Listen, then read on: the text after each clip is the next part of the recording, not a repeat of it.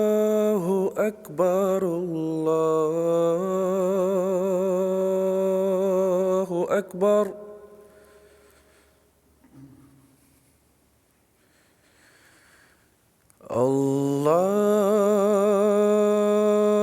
الله أكبر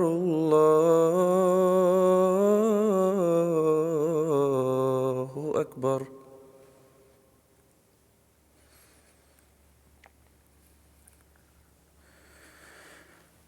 أشهد أن لا إله إلا الله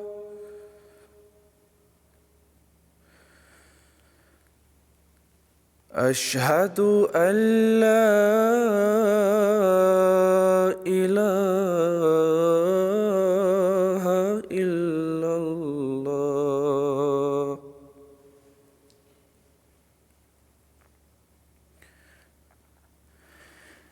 أشهد أن محمدًا رسول الله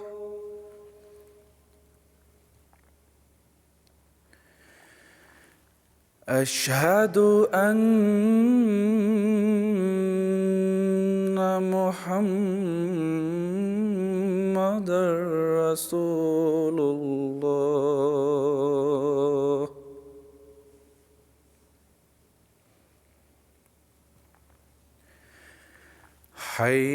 حي على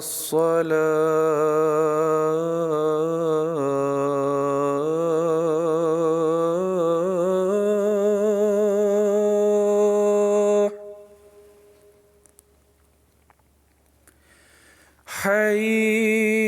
حي على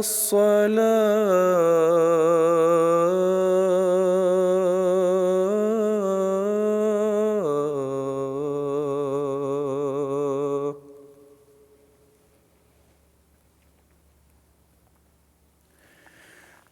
حي على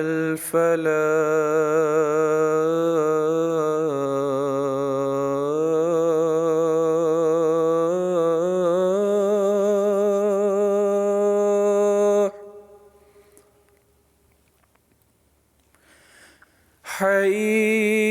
حي على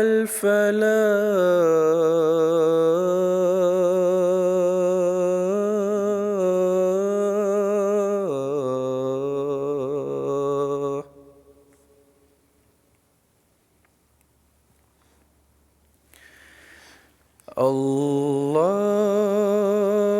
الله أكبر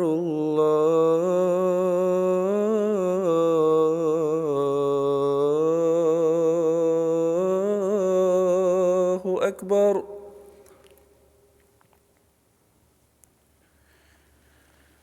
لا إله إلا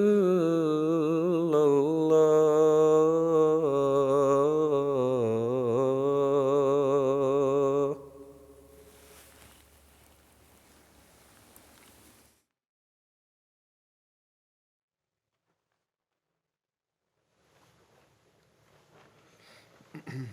السلام علیکم ورحمۃ اللہ.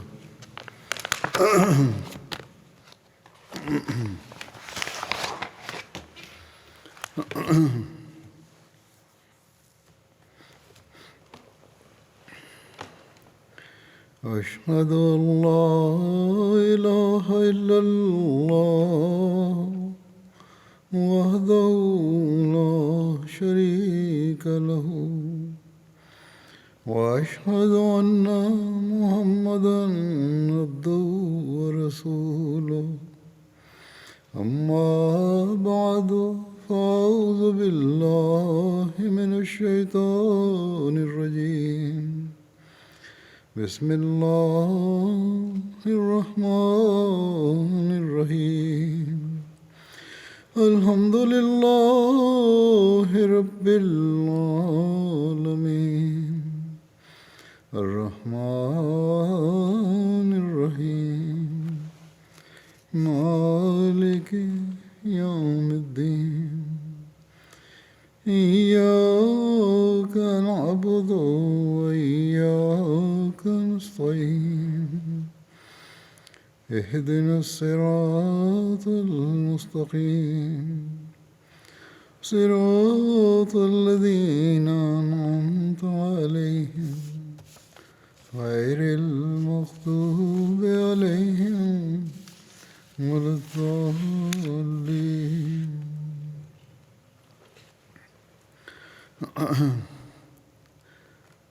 حضرت عمر رضی اللہ تعالیٰ عنہ کا ذکر ہو رہا تھا اور ان کے اسلام لانے کے بارے میں ذکر ہوا تھا. حضرت مسلم موعود رضی اللہ عنہ حضرت عمر کے اسلام قبول کرنے متعلق جس طرح بیان فرماتے ہیں وہ یہ ہے کہ حضرت عمر اسلام کی برابر سختی سے مخالفت کرتے رہے، یعنی جب تک اسلام نہیں لائے مسلسل مخالفت کر رہے تھے. ایک دن ان کے دل میں خیال پیدا ہوا کہ کیوں نہ اس مذہب کے بانی کا ہی کام تمام کر دیا جائے، اور اس خیال کے آتے ہی انہوں نے تلوار ہاتھ میں لی اور رسول کریم صلی اللہ علیہ وسلم کے قتل کے لیے گھر سے نکل کھڑے ہوئے. راستے میں کسی نے پوچھا کہ عمر کہاں جا رہے ہو؟ انہوں نے جواب دیا کہ محمد صلی اللہ علیہ وسلم کو مارنے کے لیے جا رہا ہوں. اس شخص نے ہنس کے کہا کہ اپنے گھر کی تو پہلے خبر لو کہ تمہاری بہن اور بہنوئی تو اس پر ایمان لے آئے ہیں. حضرت عمر نے کہا یہ جھوٹ ہے. اس شخص نے کہا خود جا کے دیکھ لو. حضرت عمر وہاں گئے، دروازہ بند تھا، اندر ایک صحابی قرآن کریم پڑھا رہے تھے. آپ نے دستک دی، اندر سے آپ کے بہنوئی کی آواز آئی، کون ہے؟ عمر نے جواب دیا عمر. انہوں نے جب دیکھا کہ حضرت عمر آئے ہیں اور وہ جانتے تھے کہ آپ اسلام کی شدید مخالف ہیں، تو انہوں نے جو صحابی قرآن کریم پڑھا رہے تھے انہیں کہیں چھپا دیا. اس طرح قرآن کریم کے اوراق بھی کسی کونے میں چھپا کر رکھ دیے، پھر دروازہ کھولا. حضرت عمر چونکہ یہ سن کر آئے تھے کہ وہ مسلمان ہو گئے ہیں، یعنی ان کے بہنوئی اور بہن، اس لیے انہوں نے آتے ہی دریافت کیا کہ دروازہ کھولنے میں دیر کیوں کی؟ آپ کے بہنوئی نے جواب دیا آخر دیر لگ جاتی ہے. حضرت عمر نے کہا یہ بات نہیں ہے، کوئی خاص امر دروازہ کھولنے میں روک بننا ہے. مجھے آواز بھی آ رہی تھی کہ تم اس صحابی کی باتیں سن رہے تھے.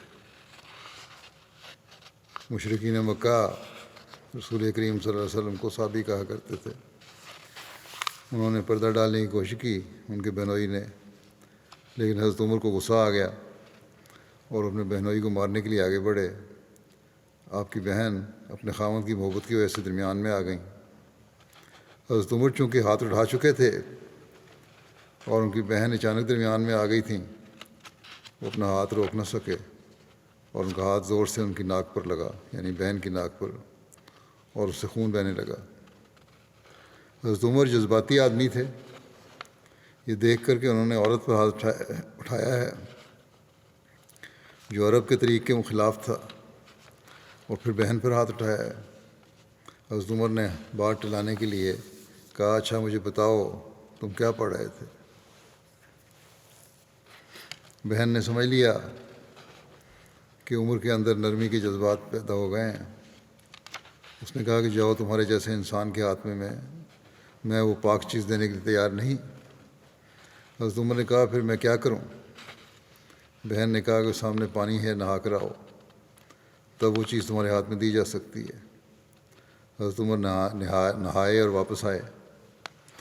بہن نے قرآن کریم کے اوراق جو سن رہے تھے آپ کے ہاتھ میں دیے۔ چونکہ حضرت عمر کے اندر ایک تغیر پیدا ہو چکا تھا، اس لیے قرآن آیات پڑھتے ہی ان کے اندر رکت پیدا ہوئی، اور جب وہ آیات ختم کر چکے تو بے اختیار انہوں نے کہا کہ اشہد ان لا الہ الا اللہ و اشہد ان محمد رسول اللہ۔ یہ الفاظ سن کر وہ صحابی بھی باہر نکل آئے جو حضرت عمر سے ڈر کر چھپ گئے تھے۔ پھر حضرت عمر نے دریافت کیا کہ رسول کریم صلی اللہ علیہ وسلم آج کل کہاں مقیم ہیں؟ رسول اللہ صلی اللہ علیہ وسلم ان دنوں مخالفت کی وجہ سے گھر بدلتے رہتے تھے۔ انہوں نے بتایا کہ آج کل آپ دار ارقم میں تشریف رکھتے ہیں۔ حضرت عمر فوراً اسی حالت میں جبکہ ننگی تلوار انہوں نے لٹکائی ہوئی تھی اس گھر کی طرف چل پڑے۔ بہن کے دل میں شدید شبہ پیدا ہوا کہ شاید وہ بری نیت سے نہ جا رہے ہوں۔ انہوں نے آگے بڑھ کر کہا کہ خدا کی قسم، میں تمہیں اس وقت تک نہیں جانے دوں گی جب تک تم مجھے یہ اطمینان نہ دلا دو کہ تم کوئی شرارت نہیں کرو گے۔ حضرت عمر نے کہا کہ میں پکا وعدہ کرتا ہوں کہ میں کوئی فساد نہیں کروں گا۔ حضرت عمر وہاں پہنچے یعنی اس جگہ جہاں رسول پاک صلی اللہ علیہ وسلم تھے، اور دستک دی۔ رسول کریم صلی اللہ علیہ وسلم اور صحابہ اندر بیٹھے ہوئے تھے، دینی درس ہو رہا تھا۔ کسی صحابی نے پوچھا کون؟ حضرت عمر نے جواب دیا عمر۔ صحابہ نے کہا یا رسول اللہ، دروازہ نہیں کھولنا چاہیے، ایسا نہ ہو کہ کوئی فساد کرے۔ حضرت حمزہ نئے ایمان لائے تھے، وہ سپاہیانہ طرز کے آدمی تھے۔ انہوں نے کہا کہ دروازہ کھول دو، میں دیکھوں گا کہ وہ کیا کرتا ہے۔ چنانچہ ایک شخص نے دروازہ کھول دیا۔ حضرت عمر آگے بڑھے تو رسول اللہ صلی اللہ علیہ وسلم نے فرمایا عمر، تم کب تک میری مخالفت میں بڑھتے چلے جاؤ گے؟ حضرت عمر نے کہا یا رسول اللہ، میں مخالفت کے لیے نہیں آیا، میں تو آپ کا غلام بننے کے لیے آیا ہوں۔ وہ عمر جو 1 گھنٹہ پہلے اسلام کے شدید دشمن تھے اور رسول کریم صلی اللہ علیہ وسلم کو مارنے کے لیے گھر سے نکلے تھے، ایک آن میں اعلیٰ درجے کے مومن بن گئے۔ حضرت عمر مکہ کے رئیسوں میں سے نہیں تھے، لیکن بہادری کی وجہ سے نوجوانوں پر آپ کا اچھا اثر تھا۔ جب آپ مسلمان ہوئے تو صحابہ نے جوش میں آ کر نعرہ تکبیر بلند کیے۔ اس کے بعد نماز کا وقت آیا اور رسول کریم صلی اللہ علیہ وسلم نے نماز پڑھنی چاہیے، تو وہی عمر جو 2 گھنٹے قبل گھر سے اس لیے نکلا تھا کہ رسول کریم صلی اللہ علیہ وسلم کو مارے، اس نے دوبارہ تلوار نکال لی اور کہا یا رسول اللہ، خدا تعالیٰ کا رسول اور اس کے ماننے والے تو چھپ کر نمازیں پڑھیں اور مشرکین مکہ باہر دندناتے پھریں، یہ کس طرح ہو سکتا ہے؟ میں دیکھوں گا کہ ہمیں خانہ کعبہ میں نماز ادا کرنے سے کون روکتا ہے۔ رسول کریم صلی اللہ علیہ وسلم نے فرمایا یہ جذبہ تو بہت اچھا ہے، لیکن ابھی حالات ایسے ہیں کہ ہمارا باہر نکلنا مناسب نہیں۔ لیکن اس کے بعد پھر خانہ کعبہ میں نماز بھی ادا کی گئی، جیسے کہ پہلے بھی ایک ذکر ہو چکا ہے اس کا۔ اس کو مسلم موعود نے بیان فرمایا ہے کہ ابتدائی زمانہ اسلام میں صرف 2 شخص مسلمانوں میں بہادر سمجھے جاتے تھے، ایک حضرت عمر اور دوسرے امیر حمزہ۔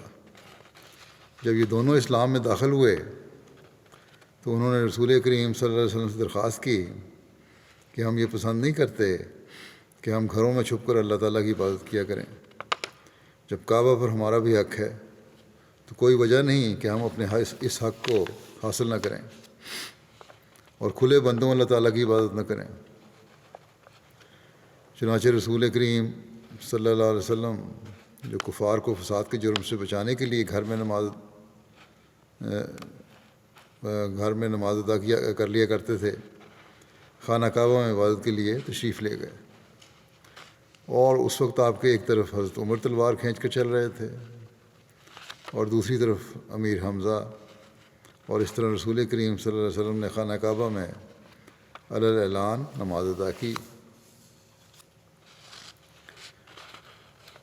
جب حضرت عمر کے اسلام کی خبر قریش میں پھیلی تو سخت جوش میں آ گئے، اور اسی جوش کی حالت میں انہوں نے حضرت عمر کے مکان کا محاصرہ کر لیا۔ حضرت عمر باہر نکلے تو ان کے ارد گرد لوگوں کا ایک بڑا مجمع اکٹھا ہو گیا، اور قریب تھا کہ بعض جوشیلے ان پر حملہ آور ہو جائیں، لیکن حضرت عمر بھی نہایت دلیری کے ساتھ ان کے سامنے ڈٹے رہے۔ آخر اسی حالت میں مکے کا رئیس اعظم عاص بن وائل وہاں آ گیا، اور اس ہجوم کو دیکھ کر اس نے اپنے سردارانہ انداز میں آگے بڑھ کر پوچھا کہ یہ کیا معاملہ ہے؟ لوگوں نے کہا عمر صابی ہو گیا۔ اس رئیس نے موقع شناسی سے کام لیتے ہوئے کہا تو خیر پھر بھی اس ہنگامے کی ضرورت نہیں ہے، میں عمر کو پناہ دیتا ہوں۔ اس آواز کے سامنے عربی دستور کے مطابق لوگوں کو خاموش ہونا پڑا، اور وہ آہستہ آہستہ منتشر ہو گئے۔ اس کے بعد حضرت عمر چند دن تک امن میں رہے، کیونکہ عاص بن وائل کی پناہ کی وجہ سے کوئی ان سے تعرض نہیں کرتا تھا۔ لیکن اس حالت کو حضرت عمر کی غیرت نے زیادہ دیر تک برداشت نہ کیا، چنانچہ ابھی زیادہ عرصہ نہیں گزرا تھا کہ انہوں نے عاص بن وائل سے جا کر کہہ دیا کہ میں تمہاری پناہ سے نکلتا ہوں۔ حضرت عمر بیان کرتے ہیں کہ اس کے بعد میں مکے کی گلیوں میں بس پٹتا اور پیٹتا ہی رہتا تھا، یعنی لڑائی جھگڑا ہی رہتا تھا، مگر حضرت عمر نے کبھی کسی کے سامنے آنکھ نیچی نہیں کی۔ حضرت مسلم موعود رضی اللہ عنہ بیان فرماتے ہیں کہ دیکھو رسول کریم صلی اللہ علیہ وسلم کے کتنے شدید دشمن تھے، مگر پھر ان پر کیسی تبدیلی پیدا ہوئی۔ نہ صرف ان کی اصلاح ہوئی بلکہ وہ روحانیت کے ایسے اعلیٰ مقام پر پہنچ گئے کہ ان کا پہنچانا بھی مشکل ہو گیا، پہچاننا بھی مشکل ہو گیا، یعنی بالکل کایا پلٹ گئی، پہچانے نہیں جاتے تھے کہ یہ وہی لوگ ہیں۔ حضرت عمر جو اسلام اور مسلمانوں کے خلاف لٹ لیے پھرتے تھے، جب انہیں اسلام لانا نصیب ہوا تو ان میں ایسی تبدیلی پیدا ہوئی کہ دنیا کے فائدے کے لیے اپنی جان جوکھوں میں ڈالنے لگے، اور دن رات اسلام کی خدمت میں مصروف ہو گئے۔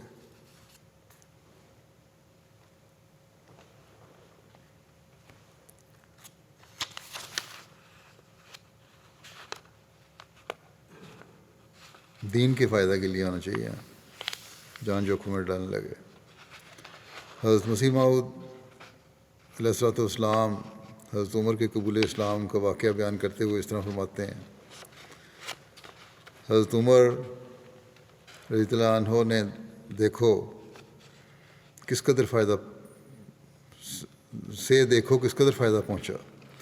ایک زمانہ میں یہ ایمان نہ لائے تھے اور 4 برس تک کا توقف ہو گیا۔ اللہ تعالیٰ خوب مصلحت سمجھتا ہے کہ اس میں کیا سیر تھا۔ ابو جہل نے تلاش کی کہ کوئی ایسا شخص تلاش کیا جاوے جو رسول اللہ صلی اللہ علیہ وسلم کو قتل کر دے۔ اس وقت حضرت عمر بڑے بہادر اور دلیر مشہور تھے اور شوکت رکھتے تھے۔ انہوں نے آپس میں مشورہ کر کے رسول اللہ صلی اللہ علیہ وسلم کے قتل کا بیڑا اٹھایا، اور معاہدے پر حضرت عمر اور ابو جہل کے دستخط ہو گئے، اور قرار پایا کہ اگر عمر قتل کر آویں تو اس قدر روپیہ دیا جاوے۔ فرماتے ہیں دیکھو اللہ تعالیٰ کی قدرت ہے کہ وہ عمر رضی اللہ عنہ جو ایک وقت رسول اللہ صلی اللہ علیہ وسلم کو شہید کرنے کے لیے جاتے ہیں،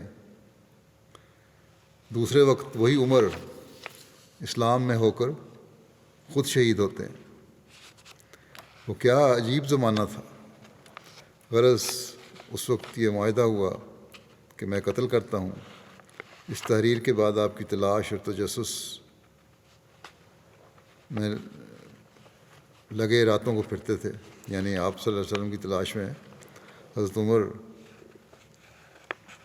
تجسس میں لگے رہتے تھے، راتوں کو پھرتے تھے کہ کہیں تنہا مل جاویں تو قتل کر دوں آپ صلی اللہ علیہ وسلم کو۔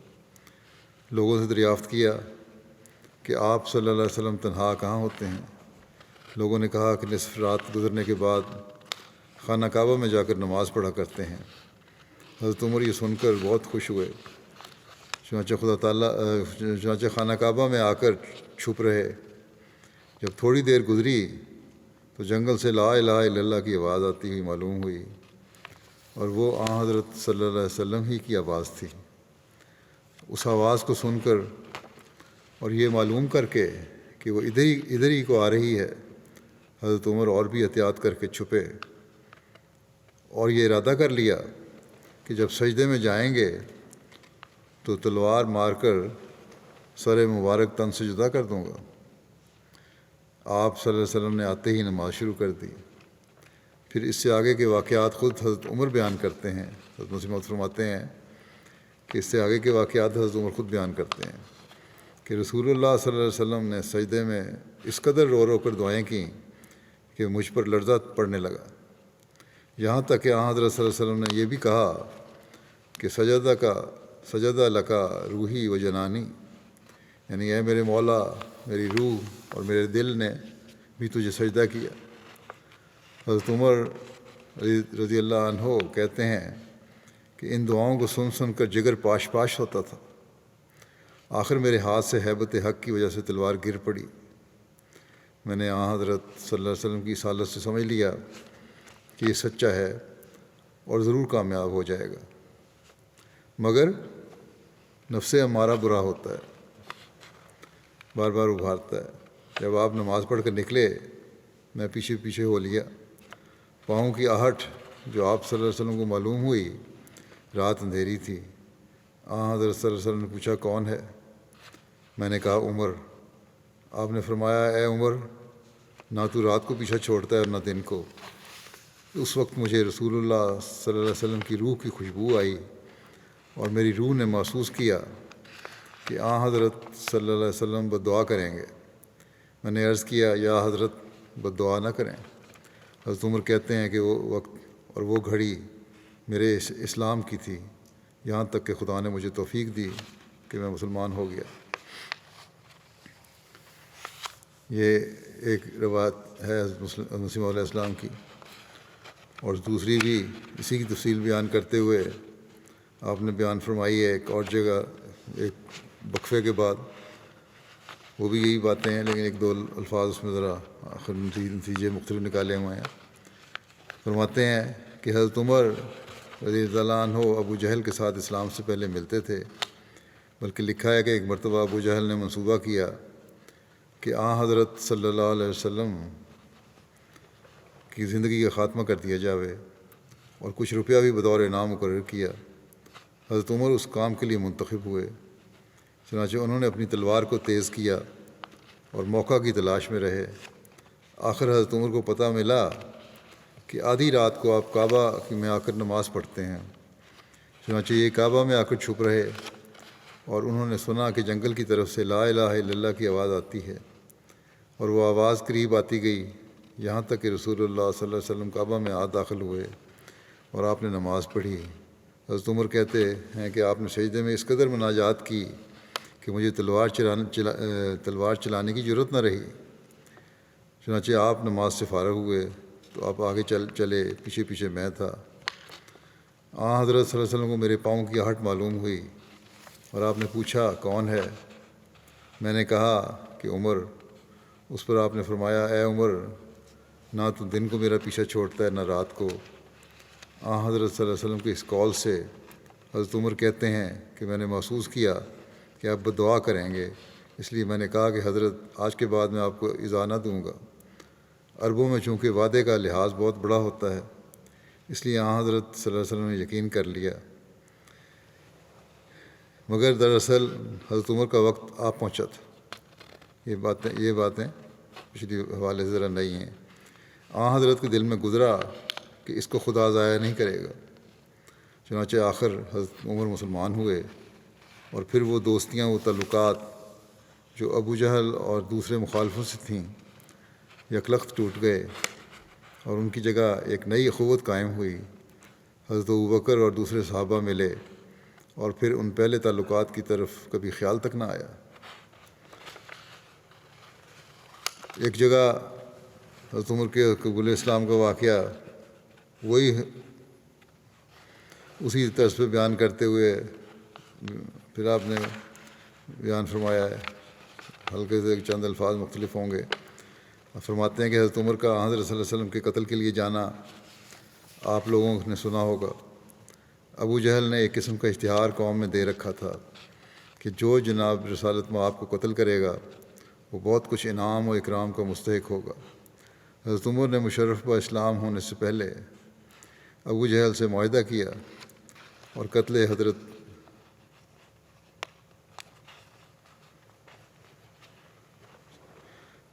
حضرت کے لیے آمادہ ہو گیا۔ اس کو کسی عمدہ وقت کی تلاش تھی۔ دریافت پر اسے معلوم ہوا کہ حضرت نصف شب کے وقت خانہ کعبہ میں بغرض نماز آتے ہیں۔ یہ وقت عمدہ سمجھ کر حضرت عمر سر شام خانہ کعبہ میں جا چھپے۔ آدھی رات کے وقت جنگل میں سے لا الہ الا اللہ کی آواز آنا شروع ہوئی۔ حضرت عمر نے ارادہ کیا کہ جب حضرت صلی اللہ علیہ وسلم سجدے میں گریں تو اس وقت قتل کروں۔ حضرت صلی اللہ علیہ وسلم نے درد کے ساتھ مناجات شروع کیں اور سجدے میں اس طرح حمد الہی کا ذکر کیا کہ حضرت عمر کا دل پسیج گیا۔ ان کی ساری جرت جاتی رہی اور ان کا قاتلانہ ہاتھ سست ہو گیا۔ یہ نرمی کو حضرت عمر کے اس میں اس طرح بیان کیا آپ نے۔ نماز ختم کر کے جب حضرت صلی اللہ علیہ وسلم گھر کو چلے تو ان کے پیچھے حضرت عمر ہو گئے۔ حضرت صلی اللہ علیہ وسلم نے آہٹ پا کر دریافت کیا اور معلوم ہونے پر فرمایا کہ اے عمر، کیا تو میرا پیچھا نہ چھوڑے گا؟ حضرت عمر بد دعا کے ڈر سے بول اٹھے کہ حضرت میں نے آپ کے قتل کا ارادہ چھوڑ دیا، میرے حق میں بد دعا نہ کیجیے گا۔ چنانچہ حضرت عمر فرمایا کرتے تھے کہ وہ پہلی رات تھی جب مجھ میں اسلام کی محبت پیدا ہوئی۔ ابھی 3 حوالے میں نے مختلف پڑھے ہیں یہ بتانے کے لیے کہ جنوری 1901 کا ہے، 1 اگست 1902 کا ہے، 1 جون 1904 کا ہے یا 1907 کا ہے شاید۔ لیکن بہرحال ان 3 جگہوں پر رات کو خانہ کعبہ میں حملے کا ذکر آپ نے فرمایا ہے۔ شاید اس کے بعد پھر نفس کے ہاتھوں مجبور ہو کر دن کو بھی نکلے ہوں گے اور وہ بہن بھائی والا واقعہ پیش آیا جس کو عام بیان کیا جاتا ہے۔ لیکن بہرحال آپ نے 3 دفعہ یہی فرمایا اور یہ ہوا۔ لیکن کیونکہ نفس امارہ کا بھی ذکر کیا آپ نے، ہو سکتا ہے پھر ایک جوش آیا ہو اور اس وقت نکلے ہوں۔ اور دونوں واقعات میں یہ تو بہرحال ذکر ہے، چاہے وہ بہن والا واقعہ ہو، بہن بھائی والا یا یہ رات کو قتل والا، کہ ابو جہل کے بھڑکانے اور انعام مقرر کرنے تھے آپ نے، حضرت عمر نے یہ ارادہ کیا تھا۔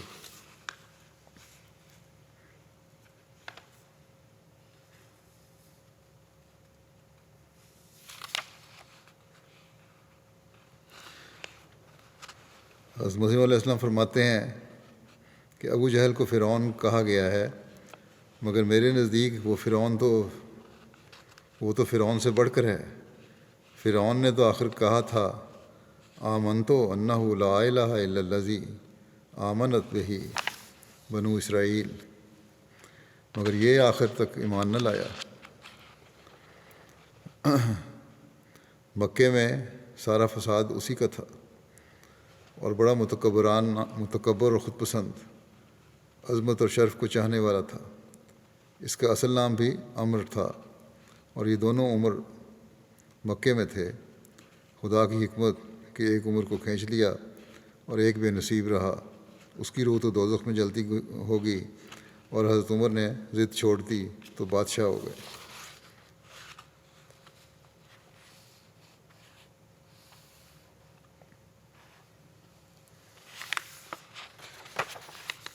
حضرت ابن عمر بیان کرتے ہیں کہ جب حضرت عمر بن خطاب نے اسلام قبول کیا تو رسول اللہ صلی اللہ علیہ وسلم نے یہ دعا کرتے ہوئے آپ کے سینے پر 3 دفعہ ہاتھ مارا، اللہم اخرج ما فی صدرہ من غل وابدلہ ایمانا، اے اللہ اس کے سینے میں جو کچھ بھی بغض ہے اسے دور کر دے اور اس کو ایمان سے بدل دے۔ آپ نے یہ دعا 3 دفعہ فرمائی۔ جیسا کہ ہم حضرت عمر کہ اسلام لانے سے پہلے کی زندگی میں دیکھا ہے کہ حضرت عمر اسلام لانے سے پہلے مسلمانوں کے سخت خلاف تھے، لیکن جب آپ اسلام لائے تو آپ کا اسلام قبول کرنا مسلمانوں کے لیے فتح اور تنگی سے نجات کا ذریعہ ثابت ہوا۔ حضرت عبداللہ بن مسعود بیان کرتے ہیں کہ ہم نے اس وقت تک کھل کر اللہ کی عبادت نہیں کی جب تک کہ حضرت عمر ایمان نہ لے آئے۔ عبد الرحمن بن حارث بیان کرتے ہیں کہ حضرت عمر نے فرمایا کہ جس رات میں نے اسلام اختیار کیا تو میں نے سوچا کہ اہل مکہ میں سے رسول کریم صلی اللہ علیہ وسلم کی عداوت میں سب سے زیادہ کون بڑا ہوا ہے کہ میں اس کے پاس جاؤں اور اس کو بتاؤں کہ میں نے اسلام قبول کر لیا ہے۔ حضرت عمر کہتے ہیں کہ میں نے سوچا وہ ابو جہل ہی ہے۔ پھر حضرت عمر نے کہا کہ جب صبح ہوئی تو میں اس کے پاس گیا اور اس کا دروازہ کھٹکھٹایا۔ آپ کہتے ہیں کہ ابو جہل میرے پاس آیا اور کہا، اے میرے بھانجے خوش آمدید۔ حضرت عمر کو اس نے کہا کہ میرے بھانجے خوش آمدید، تم کس لیے آئے ہو؟ حضرت عمر کہتے ہیں کہ میں نے کہا کہ میں تمہیں بتانے آیا ہوں کہ میں اللہ پر، اس کے رسول پر صلی اللہ علیہ وسلم پر ایمان لے آیا ہوں، اور میں نے اس کی تصدیق کی ہے جو وہ لایا ہے۔ حضرت عمر کہتے ہیں کہ اس نے دروازہ مجھ پر بند کر دیا اور کہا کہ اللہ تجھ کو اور اس چیز کو جو تو لایا ہے برباد کرے۔ یہ ابو جہل کے الفاظ تھے۔ حضرت ابن عمر بیان کرتے ہیں کہ جب میرے والد حضرت عمر نے اسلام قبول کیا تو انہوں نے لوگوں سے پوچھا کہ قریش میں سب سے زیادہ باتیں پھیلانے کی عادت کس شخص کو ہے؟ انہوں نے بتایا کہ جمیل بن معمر جمحی۔ حضرت ابن عمر کہتے ہیں کہ آپ صبح صبح اس کے پاس چلے گئے اور میں بھی آپ کے پیچھے پیچھے گیا، اور میں دیکھ رہا تھا کہ آپ کیا کرتے ہیں، اور میں کم عمر تو تھا لیکن جو کچھ دیکھتا تھا اس کو سمجھتا تھا۔ ابن عمر کہہ رہے ہیں یہاں تک کہ جب آپ اس کے پاس پہنچے تو اس سے کہا کہ اے جمیل، کیا تجھے معلوم ہے کہ میں نے اسلام قبول کر لیا اور دین محمد صلی اللہ علیہ وسلم میں داخل ہو چکا ہوں؟ حضرت ابن عمر کہتے ہیں کہ اللہ کی قسم آپ نے اس بات کو دہرایا نہیں تھا، یعنی دوسری دفعہ کہنے کی ضرورت نہیں پڑی کہ وہ اپنی چادر کو گھسیٹتے ہوئے نکل پڑا، اور حضرت عمر بھی اس کے پیچھے پیچھے ہو لیے۔ حضرت ابن عمر کہتے ہیں کہ میں بھی اپنے والد کے پیچھے ہو لیا، یہاں تک کہ جب وہ خانہ کعبہ کے دروازے پر کھڑا ہو گیا، یعنی وہ شخص جمیل، اور بلند آواز سے پھر چیخا کہ اے قریش کے گروہ، یہ اعلان کیا اس نے کعبہ کے دروازے پہ کھڑے ہو کے کہ اے قریش کے گروہ، اور وہ کعبہ کے گرد اپنی اپنی مجلسوں میں بیٹھے ہوئے تھے لوگ، اس کو متوجہ ہوئے اس کی طرف۔ انہوں نے کہا کہ سن لو، عمر بن خطاب صحابی ہو گیا ہے۔ راوی کہتے ہیں کہ حضرت عمر اس کے پیچھے سے یہ کہہ رہے تھے کہ اس نے جھوٹ کہا ہے، میں نے تو اسلام قبول کیا ہے، صحابی نہیں ہوا بلکہ میں نے اسلام قبول کیا ہے، اور اس بات کی گواہی دی ہے کہ اللہ کے سوا کوئی معبود نہیں، اور یہ کہ محمد صلی اللہ علیہ وسلم اس کے بندے اور رسول ہیں۔ پھر قریش آپ پر جھپٹے، آپ ان سے اور آپ سے برابر لڑتے رہے، یعنی لڑائی ہوتی رہی، پھر یہاں تک کہ سورج ان کے سروں پر آ گیا۔ راوی نے کہا کہ آپ تھک گئے، یعنی حضرت عمر تھک گئے تو بیٹھ گئے، اور آپ کے سر پر کھڑے ہو گئے لوگ۔ آپ کہہ رہے تھے تم جو چاہو کرو، میں اللہ کی قسم کھاتا ہوں کہ اگر ہم 300 مرد ہو گئے تو ہم اسے، یعنی مکے کو، تمہارے لیے چھوڑ دیں گے یا تم اسے ہمارے لیے چھوڑ دو گے، یعنی پھر ہم آزادی سے ہر چیز کریں گے۔ راوی نے کہا کہ وہ لوگ اسی حالت میں تھے کہ قریش میں سے ایک بوڑھا شخص آیا جو یمنی کپڑے کا نیا لباس اور نقش و نگار والی قمیص پہنے ہوئے تھا، یہاں تک کہ وہ ان کے پاس آ کر کھڑا ہو گیا اور کہا کہ تمہارا کیا معاملہ ہے؟ انہوں نے کہا کہ عمر صحابی ہو گیا ہے۔ اس نے کہا کہ پھر کیا ہوا؟ ایک شخص نے اپنے لیے ایک بات اختیار کر لی ہے، پھر تم کیا چاہتے ہو؟ کیا تم سمجھتے ہو کہ بنو عدی بن کعب اپنے آدمی کو اس طرح تمہارے حوالے کر دیں گے؟ اس شخص کو چھوڑ دو۔ راوی کہتے ہیں کہ اللہ کی قسم، پھر وہ لوگ آپ سے یک دفعہ الگ ہو گئے۔ حضرت عمر کہتے ہیں کہ میں نے اپنے والد سے حضرت عمر کے بیٹے کہتے ہیں کہ میں نے اپنے والد سے یعنی حضرت عمر سے پوچھا، جب کہ انہوں نے مدینہ کی طرف ہجرت کر لی تھی، بہت عرصے بعد مدینہ ہجرت کرنے کے بعد پوچھا ان سے کہ اے میرے باپ، وہ شخص کون تھا جس نے مکے میں آپ کے اسلام قبول کرنے کے دن لوگوں کو جھڑک کر آپ سے دور کر دیا تھا جب کہ وہ آپ سے لڑ رہے تھے؟ فرمایا، اے میرے پیارے بیٹے، وہ عاص بن وائل سہمی تھا۔ بخاری میں بھی ایک روایت یہ بیان ہوئی ہے، حضرت ابن عمر بیان کرتے ہیں کہ ایک بار حضرت عمر اپنے گھر میں خوفزدہ بیٹھے تھے کہ اتنے میں ابو عمر عاص بن وائل سہمی آیا، اور وہ ایک نقشدار چادر اور ایک ریشمی حاشیے دار قمیض پہنے ہوئے تھا، اور وہ بنو سہم قبیلہ میں سے تھا جو زمانہ جاہلیت میں ہمارا حلیف تھا۔ عاص نے حضرت عمر سے کہا، تمہارا یہ کیا حال ہے؟ حضرت عمر نے کہا، تمہاری قوم یہ خیال کرتی ہے کہ میں مسلمان ہو گیا تو مجھے مار ڈالیں گے۔ انہوں نے کہا کہ تم تک کوئی نہیں پہنچ سکے گا۔ میں مطمئن ہو گیا۔ جب عاص نے یہ بات کہی، عاص چلا گیا اور لوگوں سے ملا۔ یہ حالت تھی کہ وادی مکہ ان لوگوں سے بھری ہوئی تھی۔ عاص نے پوچھا، کہاں کا قصد ہے؟ انہوں نے کہا کہ ہم اس خطاب کے بیٹے کی طرف جا رہے ہیں جو بے دین ہو گیا ہے۔ انہوں نے کہا، اس کے پاس نہیں جانا۔ یہ سن کر لوگ واپس آ گئے۔ یہ جو حضرت عمر کے خوفزدہ ہونے والی بات روایت میں آتی ہے، وہ صحیح نہیں لگتی۔ یہ تو حضرت عمر کی طبیعت کے خلاف بات ہے۔ ہو سکتا ہے کہ پریشانی کے آثار ہوں جسے راوی نے خوف سمجھا ہو، یا کوئی ویسے، جیسا کہ پہلے بھی ایک روایت میں آ چکا ہے کہ کچھ عرصے بعد حضرت عمر نے یہ پناہ واپس بھی کر دی تھی، اور اس کا ذکر بھی آگے بھی ملے گا۔ حضرت عمر کے اسلام قبول کرنے کی روایات کی تشریح میں عاص بن وائل سہمی کا ذکر کرتے ہوئے حضرت زین العابدین ولی اللہ شاہ صاحب لکھتے ہیں کہ حضرت عمر کے اسلام قبول کرنے سے پہلے چند لوگ جو ایمان لائے تھے ان پر سختی کیے جانے کا بھی ذکر ہے، اور بتایا گیا کہ حضرت عمر بھی مسلمان ہونے پر سختی کا نشانہ بنتے اگر عاص بن وائل سہمی انہیں اپنی پناہ میں لینے کا اعلان نہ کرتا۔ عاص بن وائل قریش کے معزز ترین اشخاص میں سے تھا اور بنو سہم قبیلہ میں سے تھا۔ اس کا نسب نامہ یہ ہے، عاص بن وائل بن ہاشم بن سعید بن سام۔ ہجرت سے قبل بحالت کفر ہی فوت ہو گیا تھا۔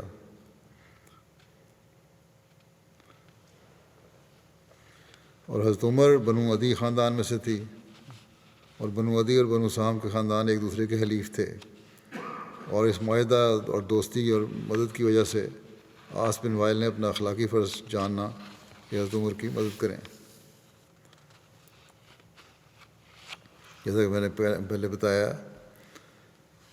کہ حضرت عمر نے عاص بن وائل کی پناہ کو رد کر دیا تھا ایک وقت میں۔ چنانچہ اس بارے میں حضرت عمر خود ہی بیان کرتے ہیں کہ میں نہیں چاہتا تھا کہ کسی مسلمان کو مار پڑتے ہوئے دیکھتا رہوں اور مجھے نہ مارا جائے۔ آپ کہتے ہیں کہ میں نے سوچا کہ یہ تو کوئی بات نہیں، یہاں تک کہ مجھے بھی وہی تکلیف پہنچے جو دوسرے مسلمانوں کو پہنچ رہی ہے۔ آپ کہتے ہیں میں اس وقت تک رکا رہا یہاں تک کہ وہ لوگ کعبہ میں اکٹھے ہوئے۔ میں اپنے ماموں عاص بن وائل کے پاس گیا۔ میں نے کہا، میری بات سنیں۔ اس نے کہا، میں کیا بات سنوں؟ آپ کہتے ہیں میں نے کہا کہ آپ کی پناہ آپ کو واپس لوٹاتا ہوں۔ حضرت عمر کہتے ہیں کہ اس نے کہا کہ اے میرے بھانجے، ایسا نہ کر۔ میں نے کہا، بس ایسے ہی ہے۔ اس نے کہا، جیسے تمہاری مرضی۔ حضرت عمر کہتے ہیں تو میں پناہ واپس لوٹا دی۔ اس کے بعد تو میں بس مار کھاتا اور مارتا ہی رہا یہاں تک کہ اللہ تعالیٰ نے اسلام کو عزت عطا کی۔ محمد بن عبید بیان کرتے ہیں کہ مجھے یاد ہے ہم بیت اللہ میں نماز ادا نہیں کر سکتے تھے، یہاں تک کہ حضرت عمر نے اسلام قبول کر لیا۔ جب حضرت عمر اسلام لے آئے تو آپ نے ان کفار سے لڑائی کی، یہاں تک کہ انہوں نے ہمیں چھوڑ دیا اور ہم نماز ادا کرنے لگے۔ حضرت عبداللہ بن مسعود کہتے ہیں کہ جب سے حضرت عمر مسلمان ہوئے ہم عزت سے ہی رہے۔ جو بعد کی سختیاں تھیں، سختیاں تو وہی جاری رہی ہیں، لیکن پہلی سختیوں کے مقابلے میں یہ لوگ ان سختیوں کو سختیاں نہیں سمجھتے تھے، حالانکہ تاریخ بتاتی ہے کہ حضرت عمر کو بھی سختیاں جھیلنی پڑیں۔ حضرت عبداللہ بن ہشام بیان کرتے ہیں کہ ہم نبی کریم صلی اللہ علیہ وسلم کے ساتھ تھے، آپ حضرت عمر بن خطاب کا ہاتھ تھامے ہوئے تھے۔ حضرت عمر نے آپ سے عرض کیا، حضرت عمر نے آپ صلی اللہ علیہ وسلم سے عرض کیا کہ یا رسول اللہ، آپ مجھے ہر چیز سے زیادہ محبوب ہیں سوائے میرے نفس کے۔ نبی کریم صلی اللہ علیہ وسلم نے آپ سے فرمایا، نہیں، اس کی قسم جس کے قبضے میں میری جان ہے، تمہارا ایمان اس وقت تک مکمل نہیں ہو سکتا جب تک میں تمہارے نفس سے زیادہ تمہیں محبوب نہ ہو جاؤں۔ یہ بڑی ضروری چیز ہے۔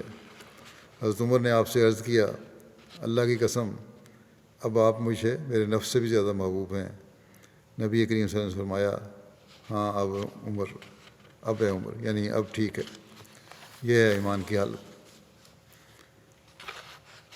حضرت عبداللہ بن عباس بیان کرتے ہیں حضرت عمر کی مدینہ کی طرف ہجرت کا ذکر کرتے ہوئے کہ مجھے علی بن ابو طالب نے بتایا کہ میں مہاجرین میں سے کسی کو نہیں جانتا جس نے چھپ کر ہجرت نہ کی ہو سوائے حضرت عمر بن خطاب کے۔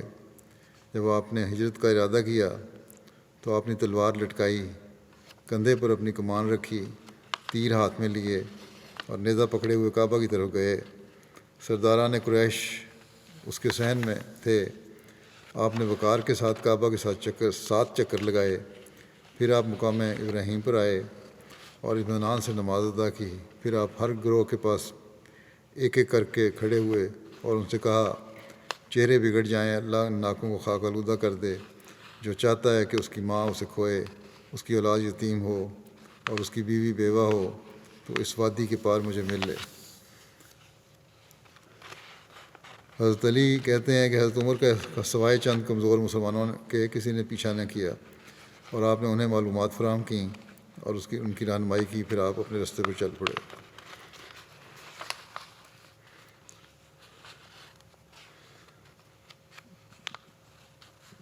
حضرت عمر کی ہجرت کے بارے میں، اس طرح کھل کے ہجرت کرنے کے بارے میں حضرت علی کی صرف یہی ایک روایت ہے جو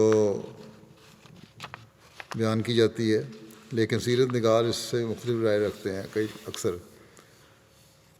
ایک محمد حسین ہیکل نے حضرت عمر کی سیرت رسوانے پر مشتمل کتاب لکھی ہے۔ اس نے اس بحث کو اٹھایا ہے کہ حضرت صلی اللہ علیہ وسلم نے ہجرت کا حکم دیتے ہوئے ارشاد فرمایا تھا کہ خاموشی سے، چپکے سے اور چھپ کر مکہ سے نکلیں تاکہ مخالفین کو علم نہ ہو، مبادا وہ روک پیدا کریں اور مزید تنگ کریں۔ تو اس واضح حکم کے ہوتے ہوئے حضرت عمر کیسے اس کی نافرمانی کر سکتے تھے؟ جبکہ اس کے ساتھ ساتھ طبقات ابن سعد اور ابن ہشام میں وضاحت سے لکھا ہے کہ حضرت عمر نے بھی دیگر مسلمانوں کی طرح چپکے سے ہجرت کی تھی۔ بہرحال اگر حضرت علی کی روایت کو کوئی کسی طرح صحیح قرار دینا بھی ہے تو ہو سکتا ہے کہ کسی وقت کھڑے ہو کر یہ اعلان کیا ہو اور اس وقت ہجرت نہ کی ہو۔ کعبہ میں جب کھڑے ہو کے اعلان سرداروں کے سامنے کیا تھا کہ میں جا رہا ہوں، مجھے روک لینا، لیکن ہجرت نہ کی ہو، اور جب ہجرت کا پروگرام بنا تو خاموشی سے ہجرت کی۔ تو بہرحال ہیکل کی یہ بات اپنے اندر وزن رکھتی ہے، اور جیسا کہ میں نے کہا بتایا کہ طبقات ابن سعد اور ابن ہشام بھی ایسا ہی لکھتے ہیں۔ لگتا یہی ہے کہ حضرت عمر نے بھی دیگر مسلمانوں کی طرح حضرت صلی اللہ علیہ وسلم کے ارشاد کے مطابق خاموشی سے ہجرت کی ہوگی، کیونکہ مکے میں جیسے حالات تھے ان کے پیش نظر کھلم کھلا ایسا کرنا ممکن نہیں تھا، بلکہ ہم دیکھتے ہیں کہ فتح مکہ تک جس نے بھی ہجرت کی اس نے خاموشی سے ہجرت کرنے میں ہی عافیت جانی۔ بہرحال اگر اس کو صحیح بھی مانا جائے حضرت علی کی روایت کو تو ہو سکتا ہے کہ انفرادی فعل ہو، لیکن بظاہر شواہد یہی ہے کہ لگتا ہے کہ یہ صحیح نہیں ہے۔ حضرت براء بن عازب بیان کرتے ہیں کہ سب سے پہلے جو مہاجرین میں سے ہمارے پاس آئے وہ حضرت مصعب بن عمیر تھے جو بنو عبدالدار میں سے تھے۔ پھر حضرت ابن مکتوم آئے جو نابینا تھے اور بنو فہر میں سے تھے۔ پھر حضرت عمر بن خطاب 20 لوگوں کے ساتھ سوار ہو کر آئے۔ ہم نے رسول اللہ صلی اللہ علیہ وسلم متعلق پوچھا تو انہوں نے کہا کہ آپ میرے پیچھے ہی ہیں، یعنی کچھ عرصے بعد آ جائیں گے۔ پھر کچھ عرصے بعد رسول اللہ صلی اللہ علیہ وسلم تشریف لائے اور ابو بکر آپ کے ساتھ تھے۔ اگر یہ روایت صحیح ہے تو پھر زیادہ کبھی امکان یہی ہے کہ حضرت عمر نے کسی وقت مجلس میں ہجرت کا ذکر کر دیا ہو اور جوش میں کہہ دیا ہو کہ مجھے روک کر دکھانا، لیکن ہجرت خاموشی سے ہی کی ہے، کیونکہ 20 لوگ بھی، یہ روایت آتی ہے کہ 20 لوگ آپ کے ساتھ تھے۔ بہرحال اللہ عالم۔ حضرت عمر مدینہ پہنچ کر قباء میں رفاع بن عبد المنذر کے مہمان ہوئے۔ قباء جیسا کہ ہم جانتے ہیں 3 میل کے فاصلے پر اس کی بالائی آبادی ہے ابھی مدینہ سے، اور یہاں انصار کے کچھ خاندان آباد تھے۔ ان سب میں ممتاز عمر بن عوف کا خاندان تھا۔ اس خاندان کے سردار کلثوم بن ہدم تھے۔ قباء پہنچ کر حضرت صلی اللہ علیہ وسلم نے انہی کے مکان پر قیام فرمایا تھا۔ حضرت عمر کی مواخات کے متعلق مختلف روایات ملتی ہیں۔ ایک روایت کے مطابق رسول اللہ صلی اللہ علیہ وسلم نے حضرت عمر اور حضرت ابو بکر صدیق کے درمیان مواخات قائم فرمائی، لیکن یہ مواخات بھی 2 موقع پر ہوئی تھی، ایک دفعہ مکے میں اور ایک دفعہ ہجرت کے بعد مدینہ میں۔ مکے میں جو مواخات قائم فرمائی تھی اس وقت آن صلی اللہ علیہ وسلم نے اپنے ساتھ حضرت علی کو رکھا تھا اور حضرت ابو بکر کی حضرت عمر کے ساتھ مواخات قائم فرمائی تھی۔ بہرحال یہ دونوں علیحدہ علیحدہ واقعات ہیں مواخات قائم ہونے کے۔ مدینہ میں مہاجر اور انصار کے درمیان مواخات قائم فرمائی تھی، اور ایک روایت میں ہے کہ رسول اللہ صلی اللہ علیہ وسلم نے حضرت عمر بن خطاب اور حضرت اویم بن ساعدہ کے درمیان مواخات قائم فرمائی تھی ہجرت کے بعد۔ ایک دوسری روایت کے مطابق رسول اللہ صلی اللہ علیہ وسلم نے حضرت عمر بن خطاب کی مواخات حضرت عتبان بن مالک کے ساتھ قائم فرمائی تھی۔ ایک اور روایت کے مطابق حضرت عمر کی مواخات حضرت معاذ بن افراء سے قائم فرمائی تھی۔ حضرت مرزا بشیر احمد صاحب نے تو یہ لکھا ہے کہ حضرت عمر کی مواخات حضرت عتبان بن مالک سے ہوئی تھی۔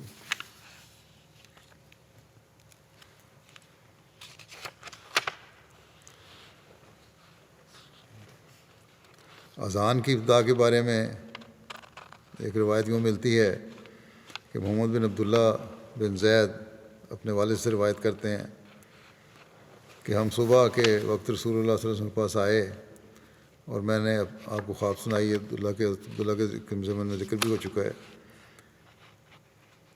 تو یہاں بھی حضرت عمر کا کیونکہ ذکر ہے اس لیے کچھ تھوڑا سا حصہ کر دیتا ہوں، یا دوسری روایات میں سے دیکھ کر دیتا ہوں۔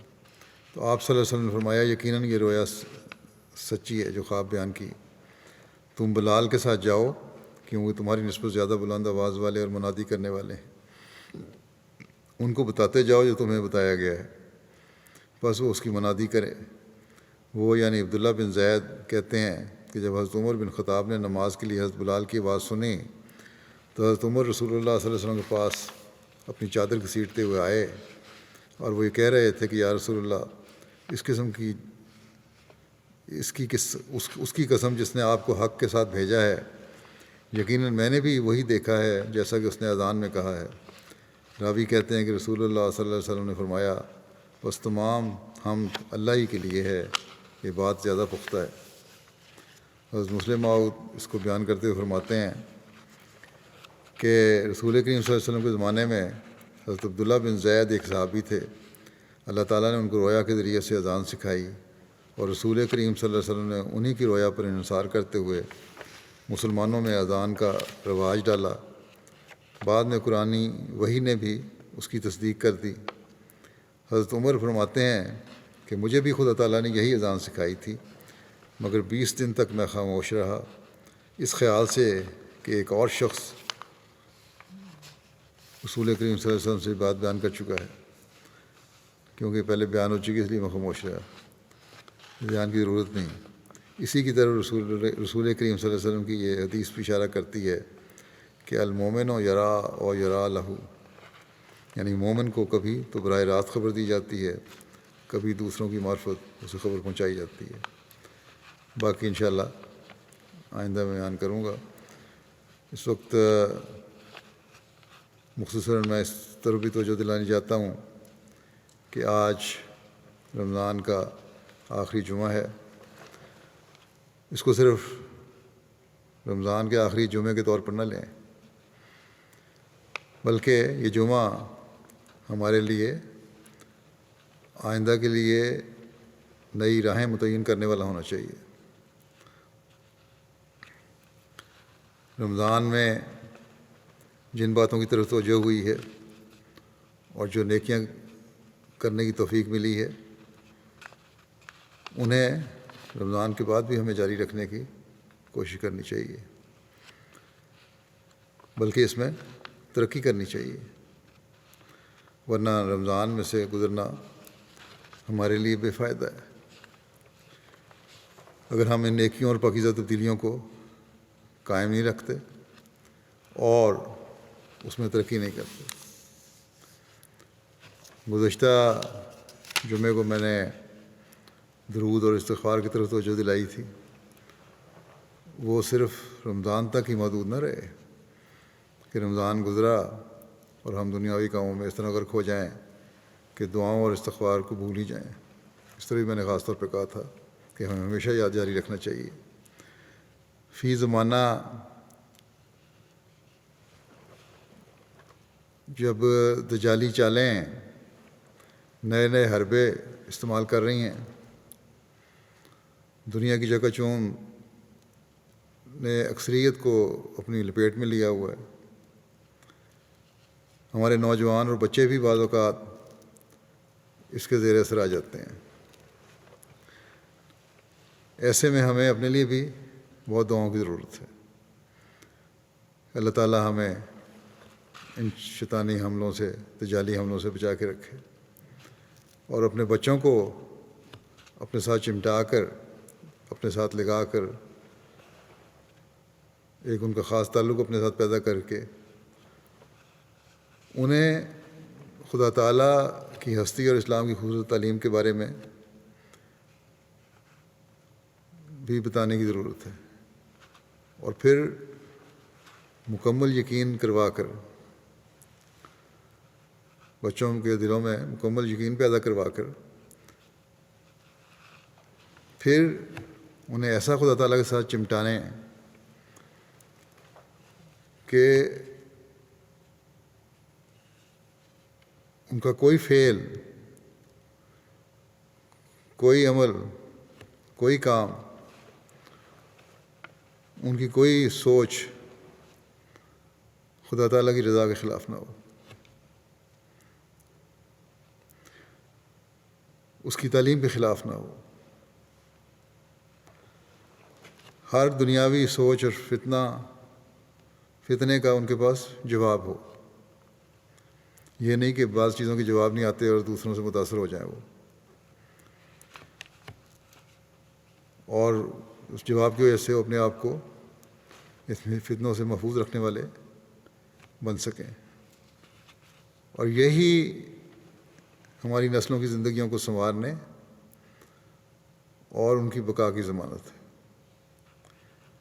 اور یہی ہر قسم کے فتنوں سے اپنی نسل کو بچانے کا صحیح طریق ہے۔ لیکن یہ اس وقت تک نہیں ہو سکتا جب تک ہم خود بھی ایمان و یقین میں اپنے اعلیٰ معیار حاصل نہیں کرتے، اس معیار تک نہیں پہنچتے جو ایک مومن کا خاصہ ہونا چاہیے۔ یہ اس وقت ممکن ہوگا جب ہمارا تعلق خدا تعالیٰ سے مضبوط ہوگا۔ ہماری نمازیں، ہماری عبادتیں معیاری ہوں گی۔ ہم اپنی اس ذمہ داری کو سمجھنے والے ہوں گے کہ ہم نے کیوں حضرت مسیح علیہ الصلوۃ والسلام کی بیعت کی۔ یہ بہت بڑی ذمہ داری ہے جو ہم پر عائد ہوتی ہے کہ اپنے ایمانوں کو مضبوط کرتے ہوئے، اپنے اعمال پر مستقل نظر رکھتے ہوئے اپنی نسلوں کو بچانے کا ذریعہ بنیں۔ بے حیائی اور لغویات کی انتہا جتنی آج کل ہے، شاید ہی پہلے کبھی ہو۔ ہر گھر میں ٹی وی کے ذریعے سے، انٹرنیٹ کے ذریعے سے یہ چیز پہنچی ہوئی ہے۔ پہلے تو باہر جا کے خطرہ ہوتا تھا، اب تو گھروں کے اندر خطرہ ہے۔ چھپ کے بچے بیٹھ کے دیکھ رہے ہیں، پتہ ہی نہیں لگتا کیا کچھ دیکھ رہے ہیں۔ بس بہت زیادہ احتیاط کی ضرورت ہے۔ جو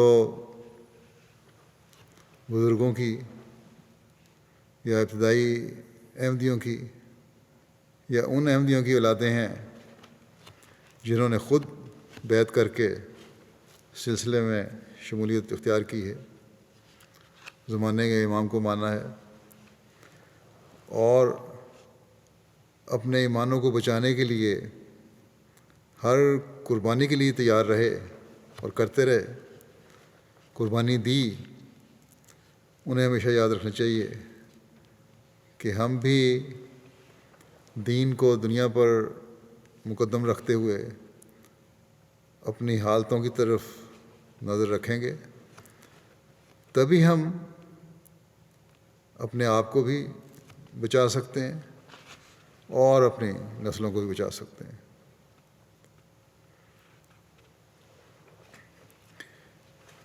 کسی خاندان، چاہے کوئی خاندان ہو، بزرگوں کے خاندان ہو یا کسی بزرگ کی اولاد جو ہے، اس کا خاندان اور بزرگی یہ زمانہ نہیں دے سکتے کہ ضرور اللہ تعالیٰ انہیں نوازتا رہے گا یا ان سے راضی رہے گا۔ ہر شخص کا عمل بہرحال اللہ تعالیٰ کی رضا حاصل کرنے کے لیے ضروری ہے۔ اپنے عمل ہی ہیں جو ہمیں بچائیں گے۔ کسی کی رشتہ داری، کسی کا خاندان کسی کو نہیں بچا سکتا۔ اس لیے اس کے لیے ہمیشہ بہت دعا بھی کرنی چاہیے، اپنی دینی کمزوریوں پر نظر بھی رکھنی چاہیے، اپنے بچوں اور نسلوں کو دنیا سے زیادہ دین میں ترقی کے لیے دعا کرنی چاہیے۔ دنیاوی ترقی کے لیے ہم بہت دعائیں کرتے ہیں، دین کی ترقی کے لیے اس سے زیادہ دعا کرنی چاہیے۔ اسی طرح جو خود احمدی ہوئے ہیں انہیں بھی اپنی سوچوں کو، اپنے عمل کو اس نہج پر چلانا ہوگا، تبھی ہماری بھی بقا ہے اور ہماری نسلوں کی بھی بقا ہے۔ بس رمضان کے ان بقیہ ایام میں اس کے لیے بہت دعائیں کریں کہ اللہ تعالیٰ ہمارے اور ہماری نسلوں کے دین کو سلامت رکھے، ہماری روحانی ترقی ہو، رمضان کے بعد بھی ہماری باتوں کے معیار اونچے سے اونچے ہوتے رہیں، ہمارا خدا تعالیٰ سے پختہ تعلق قائم ہو، ہم دجال کی چالوں میں آنے سے محفوظ رہیں، صرف دنیاوی آسائشیں ہمارا مقصود نہ ہوں، بلکہ اللہ تعالیٰ ہمیں ان دینی اور دنیاوی نعمات سے نوازے جو ہمیں اللہ تعالیٰ کا شکر گزار بناتے ہوئے ہمیشہ اس کے آگے جھکنے والا بنائے رکھیں، ہمیشہ اس کا کامل عابد بنائے رکھیں۔ اسی طرح اس بات کی توجہ دلانا چاہتا ہوں کہ آج کل جو کرونا کی وبا پھیلی ہوئی ہے، جس نے تمام دنیا کو اپنی لپیٹ میں لیا ہوا ہے، اس سے بچنے کا بچنے کے لیے اور اللہ تعالیٰ کا رحم حاصل کرنے کے لیے بھی خاص طور پر بہت دعائیں کریں۔ اسی طرح خاص طور پر جن ممالک میں احمدیت کی مخالفت زوروں پر ہے اور زندگیاں ان کے لیے جیرن کی ہوئی ہیں، ان کے لیے بہت دعا کریں، اللہ تعالیٰ ان کے لیے آسانیاں پیدا فرمائے۔ پاکستان کے احمدی جو ہیں ان کو تو خاص طور پر صدقہ اور خیرات اور دعاؤں پر ان دنوں میں بھی اور بعد میں بھی ہمیشہ بہت زیادہ توجہ دینی چاہیے۔ انشاءاللہ تعالیٰ یہ دعائیں اور یہ اللہ تعالیٰ کو رضا حاصل کرنے کی کوششیں جو ہیں دشمن کے ہر ہیلے اور حربے کو ناکام و نامراد کر دیں گی۔ رب کل شیء خادموں کا رب فاحفظنی وانصرنی ورحمنی اور اللہم انا نجعلک فی نحورہم و نعوذ بک من شرورہم، ان کی دعائیں جو ہیں یہ بہت پڑھیں۔ لیکن یہ بھی یاد رکھیں کہ صرف زبانی دعائیں کام نہیں آتی۔ لوگ خطوں میں پوچھ لیتے ہیں کون سی دعا کروں میں۔ جب تک ہم اپنی نمازوں کو سنوار کے نہیں پڑھیں گے، جب تک ان کے حق نہیں ادا کریں گے، ساری منہ سے صرف دعائیں کرنا کام نہیں آتا۔ نمازوں کا جس طرح اہتمام رمضان میں ہے، یہ بعد میں بھی جاری رہنا چاہیے، تبھی اللہ تعالیٰ کے رحم اور نصرت کو ہم حقیقی رنگ میں جذب کرنے والے بن سکتے ہیں۔ اسی طرح ہر قسم کے فتنے سے بچنے کے لیے بھی بہت دعائیں کریں۔ اللہ تعالیٰ ہمیں توفیق دے کہ ہم اس رمضان میں بقایا 4-5 دن رہ گئے ہیں کامیابی سے گزرنے والے ہوں، اور پھر اس رمضان کے بعد ان نیکیوں کو جاری رکھنے والے ہوں۔ یہ بھی یاد رکھیں کہ ہم اپنی دعاؤں کے دائرے کو جتنا وسیع کریں گے اتنے ہی اللہ تعالیٰ کے فضل ہم پر ہوں گے۔ اس لیے خاص طور پر ہر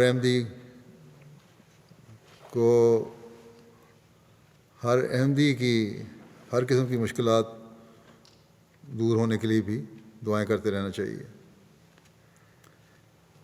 اس سے غیر محسوس طور پر آپس کی محبت اور بھائی چارے اور تعلق کی فضا بھی پیدا ہوگی۔ اللہ تعالیٰ کے فضلوں سے حصہ تو ملے گا ہی، لیکن ایک عملی فائدہ بھی ہوگا کہ زیادہ پیار و محبت پیدا ہوگا۔ عمومی طور پر مسلم امہ کے لیے بھی دعا کریں، جس طرف یہ چل پڑی ہے اور جو زمانے کے امام کا انکار کر کے اپنی دنیا و آخرت خراب کر رہی ہے، اس سے اللہ تعالیٰ ان کو محفوظ رکھے۔ انسانیت کے لیے مجموعی طور پر دعا کریں، اللہ تعالیٰ انہیں بھی صحیح راستے پہ چلائے اور اللہ تعالیٰ کی ناراضگی سے بچنے کی توفیق دے۔ بہرحال ہمارا کام ہے دعائیں کرنا اور دعائیں کرتے چلے جانا، رمضان میں بھی اور رمضان کے بعد بھی۔ سب کو اللہ تعالیٰ اس کی توفیق عطا فرمائے۔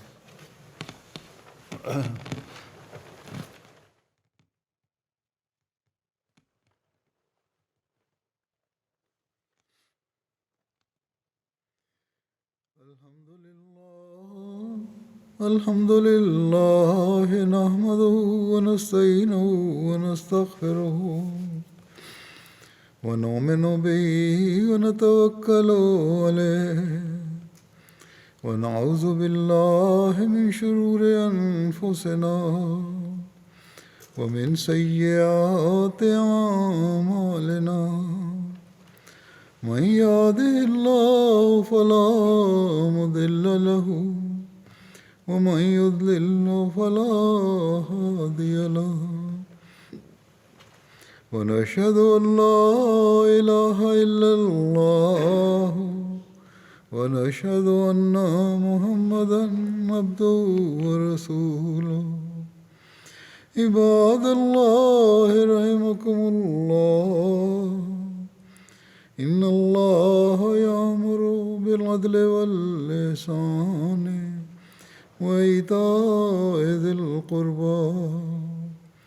وينهى عن الفحشاء والمنكر والبغي يعظكم لعلكم تذكرون اذكروا الله يذكركم وادعوه يستجب لكم ولذكر الله أكبر.